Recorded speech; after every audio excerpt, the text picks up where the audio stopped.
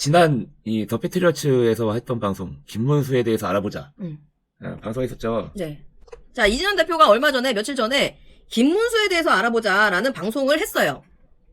국민의힘 대선 후보로 알아보자. 김문수. 소름 돋는 5.18 연방 내각제 세력. 요 방송 했잖아요. 자, 요 방송 하면서 이거 의도적인 김문수 띄우라고 했었죠. 김문수 띄우기.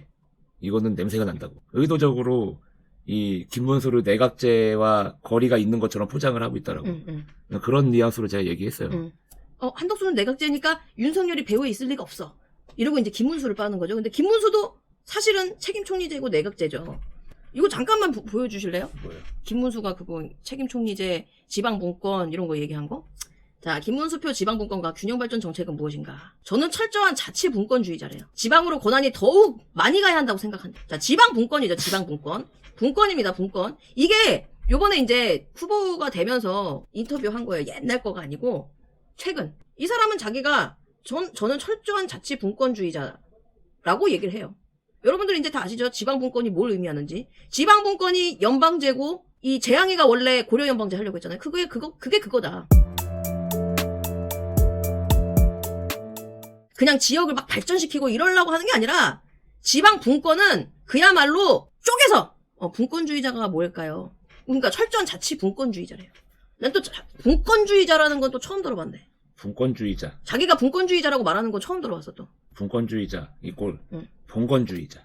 봉건제. 자, 김문수도 마찬가지죠.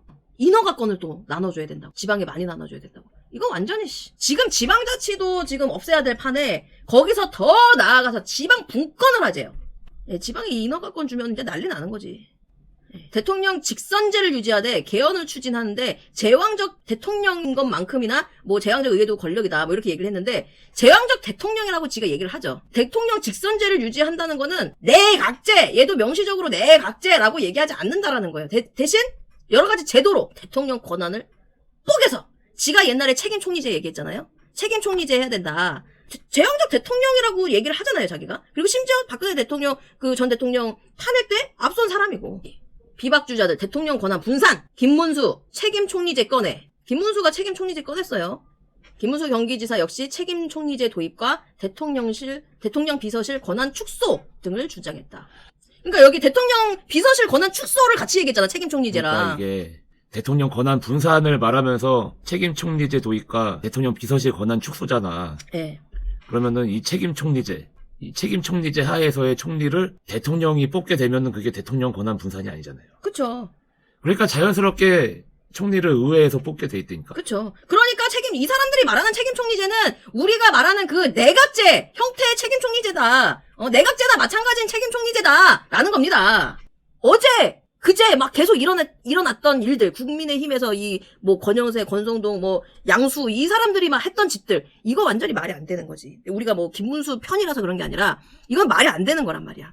왜 얘네가 왜 말이 안 되는 짓을 했냐? 일단 첫째로, 이게 말이 안 되지만, 별다른 반발 없이 통할 수도 있잖아요. 그러면은 그냥 한덕수로 가는 거지. 일단 그게 첫 번째야. 왜냐면은 너무 병신들이기 때문에, 왜 이것도 지금 제가 생각할 때는, 의도적으로 누군가가 한덕수가 내각제 파라는 거를 의도적으로 여론을 형성을 해서 이렇게 된 거지. 맞아. 예, 그냥 스무스하게 갈 수가 있었어요. 맞아. 왜냐, 우리가 아무리 몇 달을 계속 저 내각제 얘기를 해도 맞아. 아무런 이 반응이 없다가 갑자기 특정 유튜버들에서 갑자기 막 이제 짠듯이 김문수는 내각제가 아니고 한덕수는 내각제고 지금 내각제가 김문수를 괴롭힌다, 이 프레임을 짰다고. 맞아. 지난주에 방송 보셨죠? 그런 유튜버들이 상당수예요. 그래서 저는 개인적으로 이거는 이 고도의 계산된 플레이라고 봐요. 그럴 수 있지. 김문수를 내각제파에 핍박받는 이미지를 만들기 위한. 그치. 그러니까 김문수는 내각제 세력과 싸우는 자유우파랄게? 그러니까. 그거지. 왜냐하면은, 아까 내가 어디 유튜브를 보는데, 우리 김문수 후보님을, 그렇게 핍박하고, 정말 이 보수의 가치를 지키는 이 김문수 후보님을 장관들이 지금, 안덕수 물러가라! 이러더라고. 김문수가 후보로 결정이 됐을 때까지도 그런 얘기가 없었거든. 이제 김문수가 이 단일화를 안 한다라고 하니까, 이제 그때부터 국민의힘 당 지도부 새끼들이 개지랄을 떨기 시작하니까 거기에 맞춰갖고 한덕수를 탁 깠단 말이야. 내각제파. 지금 내각제파가 김문수를 쳐내려고 한다. 이 얘기가 딱 그때부터 나왔어요. 이거는 일부러 그렇게 만든 거예요, 일부러. 그러니까 투트랙인 거지. 만약에 한덕수를 후보를 차는 게 스무스하게 갔어. 그럼 그냥 그대로 가는 거고. 스무스하게 안 갔어. 그러면 이제 김문수라도 띄워놓고 김문수를 내각제랑 분리를 시켜버리는 이미지를. 그치. 예, 김문수 이미지를 내각제파랑 분리를 시켜버리는 거야. 아니 근데 나는 조금 이해가 안 가는데 이 부분에서 이제 김문수를 그렇게 지지까지는 하지 않았어 윤호개인충들이. 네. 근데 갑자기 이 핍박받는 이미지가 되면서부터 갑자기 김문수 대통령 이런다. 그러니까 내 생각은 그래 뭐 핍박은 그래, 받았다 쳐 그래 왕따고 뭐 정말 되게 지금 하는 것도 사실은 미친 짓들이니까 걔네가 국민의힘 지도부들이 미친 짓을 하고 있는 건 맞잖아요. 맞아. 그렇다고 핍박받는 애가 착한 애가 되는 건 아니잖아. 좋은 놈이 되는 건 아니잖아. 근데 갑자기 걔를 지지하고 걔가 대통령 돼야 된다고 그래? 나 그게 이해가 안 가 갑자기. 심지어, 이게 무슨 전개예요? 심지어 둘이가 나이 차이가 2살인가 밖에 차이가 안 나는데 그 노욕이래. 한덕수는 노욕이야. 한덕수한테 노욕이래. 김문수는 노욕이 아니고 한덕수는 노욕이야. 아, 뭐, 김문수는 청년이에요? 한덕수는 노욕이고, 김문수는 이게 젊은 저기예요? 2살씩이나 어려. 아, 12살도 아니고, 2살. 2살씩이나. 네, 서로 노욕이래요. 자꾸 노욕이래. 그러니까 서로 늙은 걸 알아, 지네들이 늙은 걸 알아! 그러니까 서로 노욕이라고 그러는 거야. 그래서 결국은 김문수의 이미지가 지금 이 보수판에서 절대적인 이미지가 돼버렸어요. 그치. 어떻게. 마치 윤석열처럼. 이 내각제파의 강한 압박에 굴하지 않고 싸워서 이겨낸 그치. 우리 김문수 이렇게 된 거야. 그치. 한덕수는 완전히 지금 새끼가 됐어. 원래 그렇게까지 사람들이 한덕수를 싫어하진 않았거든? 한덕수를 사람들이 싫어하진 않았는데 완전히 가 됐어. 어쨌든 간에 김문수는 지금 이제 완전히 영웅화가 됐지. 영웅화. 이제 완전히 이 보수를 결집을 시켰어. 그리고 지금 이제 다시 후보가 됐대. 제가 이거 거짓말 아니고 김문수가 후보가 될 것 같다라고 했죠, 내가. 네. 그쵸, 윤희 추미애랑 싸우면서 제가 그래서 김문수 방송하면서 그랬잖아요. 이미지 메이킹 플롯이 윤석열이랑 똑같다니까. 막 핍박받고 막. 그치. 그렇게 싸우고 핍박받고 그걸 이겨내서 내가 이러면 이제 완전 영웅이 되는 거야. 그래서 얘네가 왜 이런 이미지 메이킹을 하느냐. 과거를 파면은 이미지를 개똥으로 만들 수가 있거든. 5.18도 그렇고. 전 검찰총장 윤석열 후보는 오늘 광주를 갔습니다. 광주에 비로소 자유민주주의 대한민국 헌법을 지키려고 했던 용감한 광주 민주화 항쟁의 희생자들에 대해서 위로를 하고 이 정신을 우리는 이어받는 것이 헌법 정신 아니냐 이렇게 이야기하고 있습니다. 국민 약탈 정부, 문재인 정부가 문제다. 이것을 바로 광주의 저항 정신으로 이 문재인 정부를 청산하자 이렇게 하는데 저는 같은 생각입니다. 이 정신을 우리는 이어받는 것이 헌법 정신 아니냐. 5.18도 그렇고. 그치. 아까 저희가 보여드린 거. 박근혜 대통령 탄핵도 그렇고.